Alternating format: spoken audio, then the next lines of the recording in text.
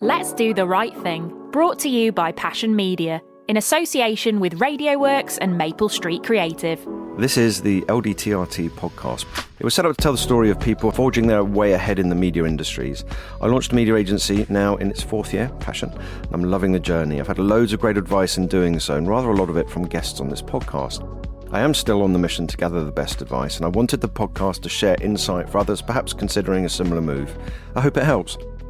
I'm going to try after this to set it against a video and publish on YouTube as well as podcast platforms this time. Why, you may ask? Well, today on this beautiful June, the hottest day of the year so far, delighted to be talking with Olivia Durkin, who is the head of training and theatre at Stagetext. Stagetext are currently celebrating 25 years of providing captions, subtitles, live subtitles, so deaf, deafened and hard of hearing audiences can access the arts. And they are the charity that Pashn have chosen to support. Olivia, it feels like a long way since the Duchess of Malfi at the Barbican in November 2000 in most people's language. Hello, welcome. How are you? Yes, very well, thank you. Thank you for having me. You're welcome. Are you hot and bothered? I was, but now it's a lovely air-conditioned studio that I get to sit in. So. It's pretty good in here. I kind of have fantasies of rock stars recording things down here, but I don't know how true it is. So all good? Life is good with you? Yes, life is good, thank you. I am enjoying the nice weather, that's for sure. And it definitely means that people are flooding to air-conditioned theatres as well, which can only be a good thing for Stagetext. Oh, what an awesome segue. Okay, so you're winning already. So people are flooding to the theatre in the summer, which strikes me as being quite an odd thing to do, being inside next to other people. Yes, But you'd be surprised when it's really, really hot, people just want to get out of the heat of the day. Lots of matinees filling up, that kind of thing. Is that right? Yeah. And then does that mean that I suppose you've got a natural increase of exposure of what Stagetext are doing? Well, yes, you'd hope so. We don't necessarily know when heat waves are coming.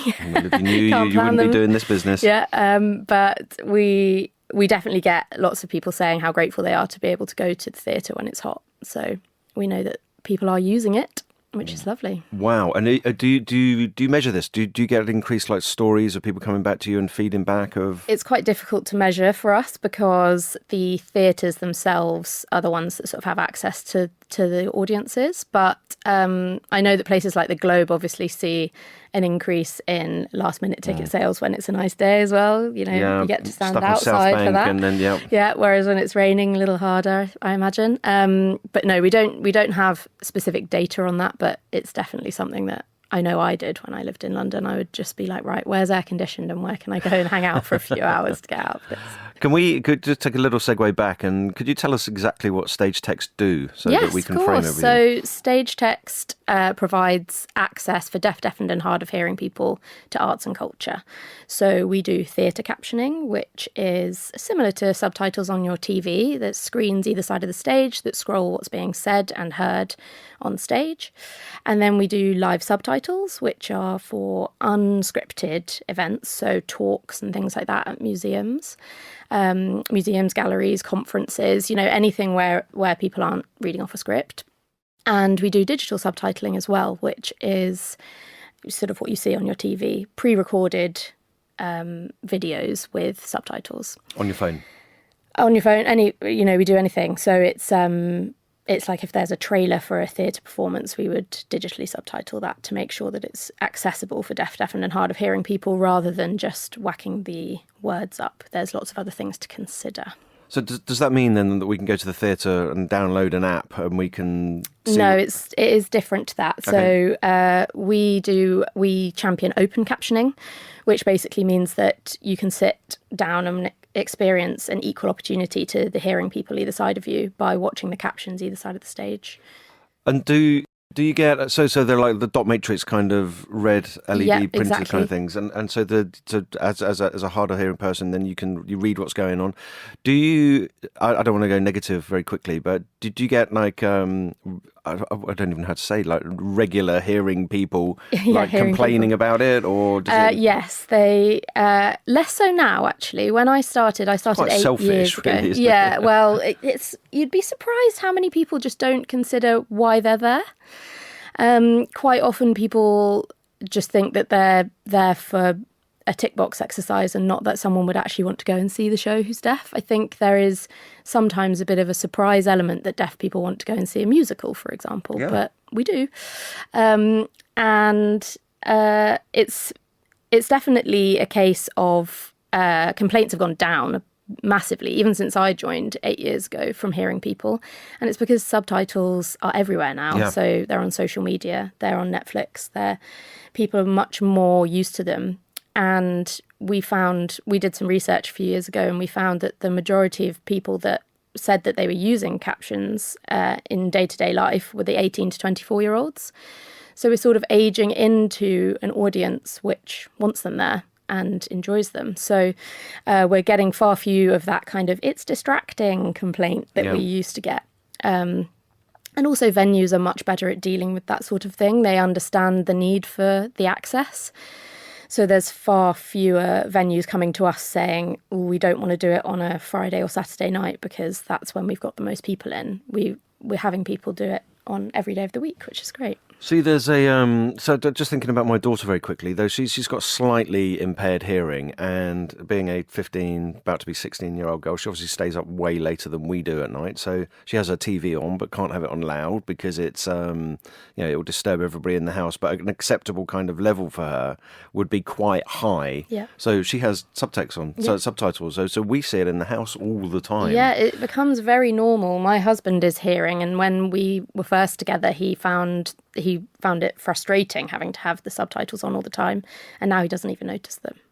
Is that oh my gosh, I wonder if I'm going to say something horribly politically incorrect right now, but I wonder if that's also another excuse then for men to not actually be listening to anybody else. Maybe, you said it, not me. Yeah, okay. So we're right then. Okay, and you've been there since, 2017? Coming Yes. 8 years next week, is it? Yeah. Very exciting. And it's changed a lot since I've been there. We've increased our output an awful lot in that time. The pandemic was quite a scary time, obviously. Lots of theatres were shut.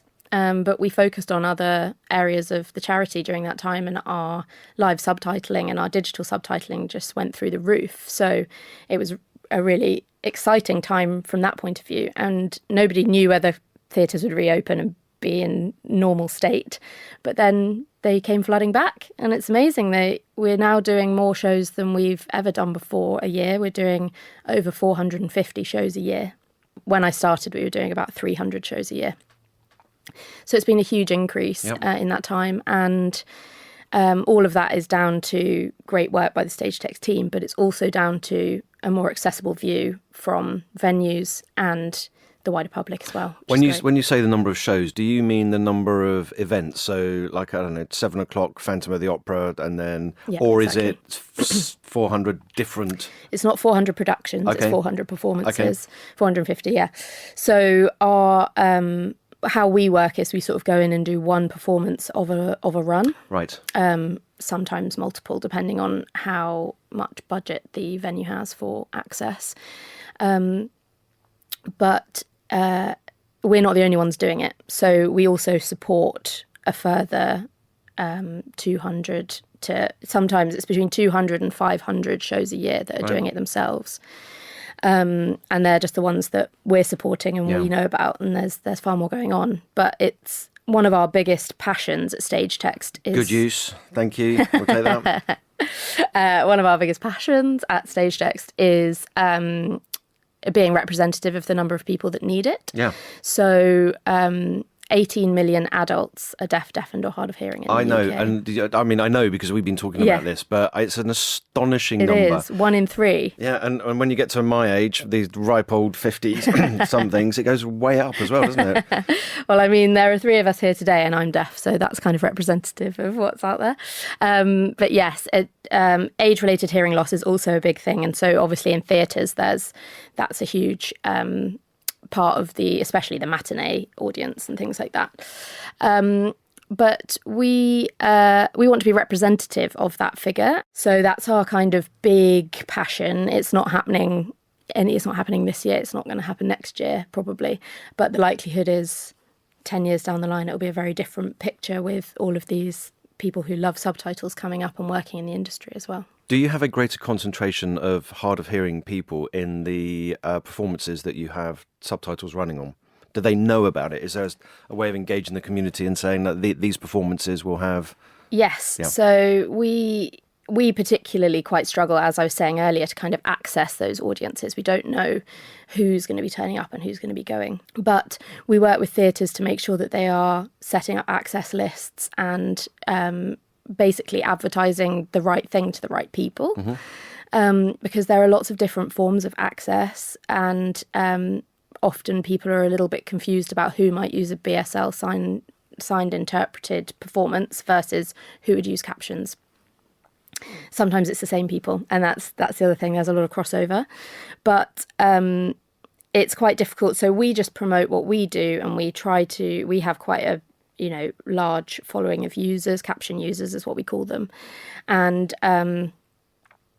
we make sure that we've got everything on our What's On, so that you're not having to trail through anything on a theatre website. We did some research a couple of years ago, and we found that 31% of deaf people or any disability found it quite difficult to find the access performance for them. Yep. And so that's something that we're really trying to work on. We're trying to make sure that they have the ability to find those things very quickly, and our website is a way to do that. You can just look at our What's On page, and it's everything that's captioned in your area, etc. I mean, and if only you were working with a media agency, it would help you find more people to do that as well. Well, exactly. Gosh. That's why we're very, very grateful to be working with Pashn. It also kind of makes us look quite cool. Oh my God. Has said no one about me before ever. So thank you. No, but it makes accessibility look modern and interesting. Which it should be. It is modern, it's exciting, yeah. There's lots of new stuff. And as a deaf person myself, I love being able to work towards exciting new stuff that I can go and see. Well, we can do a bit of a love in here because we're thrilled to be working with you as well. When we established Pashn 3 years ago, we wanted to be true to our roots. So, these are the things that we believe in. These are the things we want to do: films, records, computer games, fashion. And we wanted to be delivering those out into the world because they're fun categories to be working on. When we started thinking about it, there are elements within those categories that people want to get involved with them and can't. So can't enjoy their passions, can't do that, and that frustrated us a little bit. So we started thinking about who we wanted to support, and we found you, and we're delighted. And I think we're out raising some money for you this evening. Yes, indeed, a raffle I hear. Yeah, a raffle and some interesting prize. I think I'm being sold for something in there. So good luck. Yeah. It'll be a disappointing amount of money that we give you the next day. But no, we're thrilled to be working with you, and it's something that's pretty important to us. And like I say at the beginning of this podcast, I think I'm going to take a different angle in publishing it. That we normally publish on Spotify and iHeartRadio and things like that. And I'm going to try go with this one into YouTube and see what actually the effect of viewing now has on the podcast. So it's going to be interesting for us. So you joined in 2017, 8 years ago, and you're deaf in one ear? I am indeed, in my left ear. And that's what attracted you to the charity in the first place? Yeah, so I've been deaf since birth, but it wasn't diagnosed till I was 15, which was quite embarrassing for my parents, who are both doctors. Oh my God. How does that happen? As a child then, what were you saying? Yeah, so it's interesting as well because they could prove it was from birth because I'm missing a whole section of my ear. So it wasn't like, it can't disintegrate into nothing. Wow. So I was saying that I couldn't hear, but my parents sort of got my ears syringed and things and thought it was just wax build-up because I can communicate quite well. I lip read really well without even noticing that I'm doing it, not to toot my own horn or anything. So therefore I didn't even realise I was really missing anything. And when I was 15, I went to a theatre performance and my mum sat behind me and I had a friend next to me. And she noticed that all the way through I was turning round so that my friend could speak into my good ear. And mum was like, she doesn't know I'm watching this. Like, she can't be putting this on. Because I think they thought I'd just been sleeping through my alarm on purpose, as a teenager, or not washing the dishes when they'd asked me to because I had selective hearing. But were you? Yeah. We'll never know. Luckily, they felt guilty enough to stop asking me to do it for a while, so that was pretty good. Win. Yeah, Wow. exactly. And so I sort of came to terms with my deafness quite late, given that I'd had it my whole life. When I was diagnosed, wasn't really interested in learning about it. I was a 15-year-old girl. I wasn't really up for... I had to have a surgery to have a hearing aid. I couldn't just pop one in my ear. So I wasn't really up for that. I was a bit vain, as it were. And so I sort of ignored it. I'd been at mainstream school. I was doing all right. And I just thought, you know what, fine. And then it took a few years, and then I went to university and I started interviewing for jobs, and I realised I can't hear. If someone's sitting on my left, I can't hear when they talk to me, and I might miss a question or I might miss something that makes the difference. So at that point, I went and got the surgery and I got my hearing aid. So at that point is where I sort of started learning about my deafness and what it meant, and that led me to Stagetext. Amazing. So yeah, it really does marry my two loves, because before I came to Stagetext, I was always working in theatres or theatre production companies. And so when I saw this job advertised, which was theatre for deaf people, I was like, sorry, could that be better? Yeah, wow. I mean... So I was very lucky to get it. And since then, it's been I've been learning on the job about deafness and about everything around it as well. You said before we came into the studio that your interest was specifically theatre and being able to go to it, which is fair enough. Exactly. You know? And I mean, I'm really lucky that basically my job is find things you want to go to and make it accessible for yourself. So it's the 19th of June today, and we have our Pashn has its third birthday party this evening, and your TO Melanie's coming along. Yeah. We also have the global marketing director of Back to the Future, the musical, coming. Oh, very exciting! So there's an interesting conversation to be had between the two of them. We've done captioning there. Okay, good. So they will understand the conversation. Okay, well, we can't claim to have facilitated a thing there, but I'm going to anyway. They might increase their output, which we're never going to say no to. Well, absolutely right. All Simon needs is a couple of beers, and then he'll be won Sign over. up to every show. Yeah, indeed. Wow. So as a media man, as a planner and media buyer, it becomes interesting to us then when you start considering that there is a third of the population who are hard of, deafened or deaf. Yeah. That means that we need to start thinking carefully about how we address the public, because that numbers are much bigger than I thought. If you'd have asked me, before we started talking months and months ago, that what my expectation was the population being deaf, I'd have said probably about 5%. Yeah. It'd been really low and really very low. I'm 28% off. Yeah. So that means that there will be a whole load of different behaviours for a big swathe of the community that we haven't been taking into account until now. Yeah, and I mean it's interesting because there's such a wide spectrum of deafness, and it is very hidden. Like, for example, if you were speaking to me and you didn't know I was deaf, you probably would leave the conversation not knowing you'd met a deaf person. And for example, podcasts, you wouldn't necessarily think that that's a deaf medium, but it is. All I listen to are podcasts. And so there's all these angles that you can take, but actually just the mainstream stuff and making it as accessible as possible is a really good way to include deaf people in your output. Yes, there might be a few changes you make. You might include a transcript, for example, with your podcast that you might not have otherwise done in the future. And that's a good way to include deaf people who want to follow along. Yep. But at the same time, you've probably already got people listening to it who would class themselves as deaf, deafened, or hard of hearing. Oh my gosh. And but it's great that there's that stat kind of influences people, because when I go and train people in deaf awareness, which is a really big part of my role, I see that light bulb flick on, like you've just said, that moment where people say, wow, okay, so we might have a third more people coming to our performances if we're just making them a little bit accessible. Or if we have all of our staff trained in deaf awareness, maybe people will feel more welcome. Maybe a third of the population that are coming to our shows, a third of our audiences, will actually have that access right from the start. They'll go into a theatre and they'll want to go back because they feel welcome. Yeah. We're all about inclusion through access. For us, it's not that we're providing access specifically just for deaf, and hard of hearing people. Anyone who wants to use it, please go ahead and use it. There's loads of people that might want to use captions who are not deaf as well. You know, people with neurodivergence, it helps, it really, really helps aid concentration. And people with English as a second language. There's loads of reasons why people might use Access. So we're all about inclusion. And that stat really helps people understand who might be coming to their venue and how they can actually support them. So over the last 8 years, you've gone up 50% in the number of performances that are now captioned.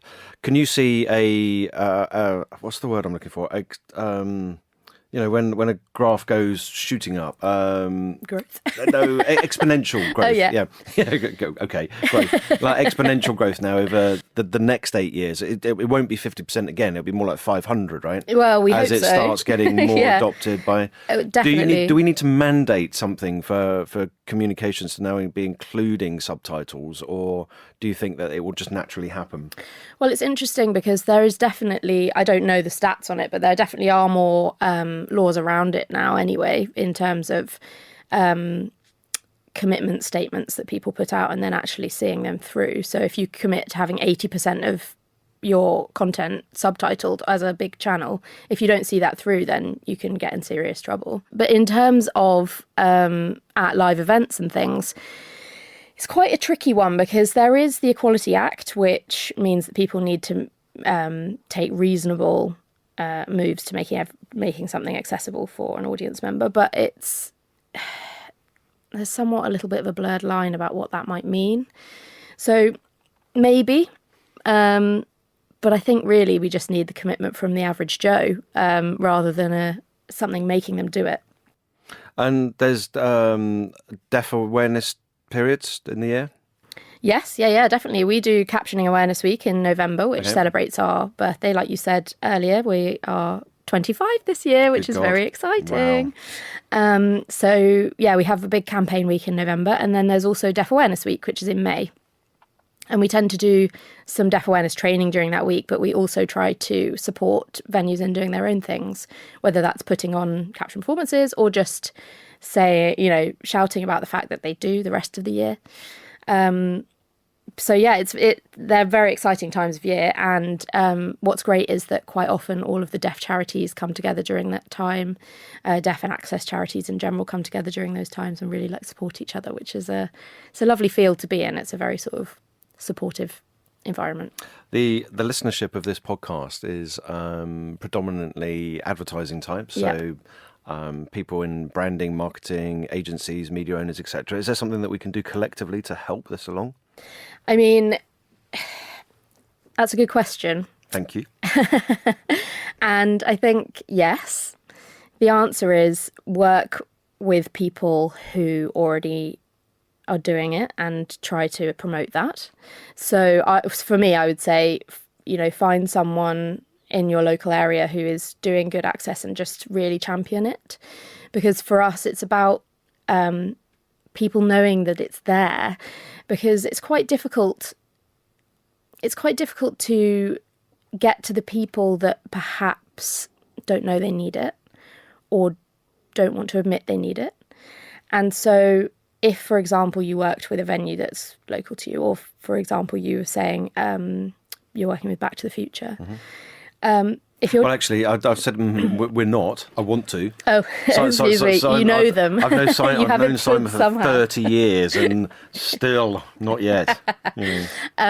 Well, for example, you could champion what they're doing, which is accessible, and there's plenty that they are we doing. can always champion things that people we're not working with. That's true. We just find something you're interested in and promote it. I think what's great about captioning and deaf access through text is that pretty much whatever you might be interested in the arts and culture, there'll be something that's accessible in that field. Whether you love going to museums and exhibitions, there'll be an accessible one you can champion. Whether you love going to theatre, whether you love going to talks about really unique, specific topics, there will be a talk that is on that is captioned. Does it move into live music as well? Yes, we do. So for us, it's a little bit trickier with live music because when you look at theatre captions, everything is verbatim. So everything that a hearing person hears is up on our screens. Within reason, obviously, if there's something that, if there's a lot of chat over a bed, on like a radio show or something, in a play, you might not put that the bed is playing unless it's crucial to the plot. But the one of our main things about quality is that it has to be verbatim. And so when it comes to live music, what you want is the songs to go out as if they are scripted, because they're singing Which they don't the always lyrics. do, yeah. Yeah, which they don't always do. So there's an element of that. But also you want to capture everything in between, the chat. Yeah. And so that's quite tricky. But we have done it, and we've done festivals and things like that, which is, always an exciting place to be. And lots of our users really love going to live music, and that's another myth that we'd like to break, that deaf people don't like going to concerts. Well, we make assumptions, right? So in my, I mean, you're going to hate me for some of the stuff I'm about to say, but in my mind, you're either deaf or not. Yeah. I hadn't considered there being a gradation of that between them. So Yes. so I would thought that 100% of people not going to, or deaf people would not go to concerts, theatre at all. Exactly. And I mean, even profoundly deaf people who you would maybe say, if you were speaking quite frankly, you might class them as sort of 100% deaf. They would still love going to a concert for the atmosphere, for the vibrations. There's so much that you can enjoy. Go to a Pink Floyd show and just watch the magic, Exactly. I mean, the other day I went to see Robbie Williams. And sure, there were bits I missed because there weren't captions there, but it was a show, I was watching the show. So one of our team went to Robbie as well, and also the day before to Beyonce. So I wonder whether you can just help me settle an argument here. Who do you think the most influential musician of all time out of these two bands are, Beyonce or Black Sabbath? Oh, interesting. I'd say Beyonce's more mainstream, so surely. Whatever. You're wrong, but never mind. So given that the choice was between her going to Beyonce and me going to Black Sabbath in a couple of weeks, I'm curious. I'm a Slayer fan, so I like that sort of noisy music, and I'm really curious to see a Stagetext at one of their shows. Yeah, that would be fun. And just see what actually happens. A long scream and yeah, that's the other thing when an actor or a singer makes a noise, or there's music that you don't know what it's meant to be, how do you caption it? And it's quite fun. They have forums with each other, our captioners and our speech text reporters, about how would you describe this sound, because I don't even know what it is. Well, with zero time to do it as well. Yeah, Yeah, exactly. Our theatre captioners have a little bit more time to prepare. Obviously, they're watching the show a lot in advance and they're planning their scripts. But yeah, our live subtitlers just have to wing it. I remember one of my best friends, his brother is profoundly deaf, and he and I were talking in the pub. A lot of creative stuff in our industry happens in the pubs, and we were having a chat in the pub one day, and we came up with this idea of having going to the cinema. And the cinema being obviously a place where you go and watch films, huge screen in front of you, big sound everywhere. But if the sound doesn't mean anything to you, you're not going to be able to see what's going on in the screen. And we wondered whether there was an angle somewhere for somebody having glasses that had a, I don't know, like the lenticular kind of posters that from one angle you have one image and from the other you have another one. The second angle has the captions on it. So they already exist. They do, yeah. How long have they been there? Because this was about 15 years ago. Yeah, I mean, I don't know when they came in, and say a number less than 15. Oh yeah, definitely less. Oh, it's our idea. Damn. No, I've not used them, and I don't think they're sort of on the market even yet. But I know that they exist. Okay. They certainly exist in a theatre world, slightly different to what you described. But you wear glasses and only you can see the captions. Yeah. So same sort of thing. It's my idea. They are... I bet they're not as good as our ones. Not the ones you made up in your mind. No, I'm sure yours would have been magical. They were. No, but ours... not ours, sorry. The ones that do exist are... they're great for people who want to go at any time. But they are a little tricky to navigate if you've also got hearing aids on your ears and you wear glasses, for example. Yeah. There's a lot of things loading down your ears. But some people love them. So I've got one final question, given this is about Wow, that's gone quickly. entrepreneurs and people doing things differently and moving in new directions. How did Stagetext come about in the first place? So it was founded by 3 friends who had varied levels of deafness, and they wanted to enjoy theatre with text-based access. And the rest is history. And I think now we have quite a successful model in terms of us being a charity and providing the arts with the help of the Arts Council funding us, providing the arts with the access that people need. And I think we've sort of overtaken America in that sense, which is great. I mean, I don't know the stats on what they provide. Isn't everybody overtaking America in like every sense at the minute? Let's not get political. Okay, all right, I'll shut up. But no, they set it up, and it was life-changing for so many people. I've never been more grateful to 3 people, so I'm very lucky to work on their legacy. Really. Well, and spreading the goodwill. Exactly. And we'll do everything that we possibly can to help that. Oh, thank you. I really appreciate that. And I mean, I think for us, it's just that everyone deserves to experience the joy of live culture. Yeah. And captioning isn't about ticking a box. For us, it's about inviting more people in to enjoy it. And that's good for everyone. Indeed. Let's Do the Right Thing is curated and presented by Adam Hopkinson. Brought to you by Pashn Media in association with RadioWorks, and is a Maple Street creative production. Discover more episodes and leadership insights by searching Let's Do the Right Thing podcast.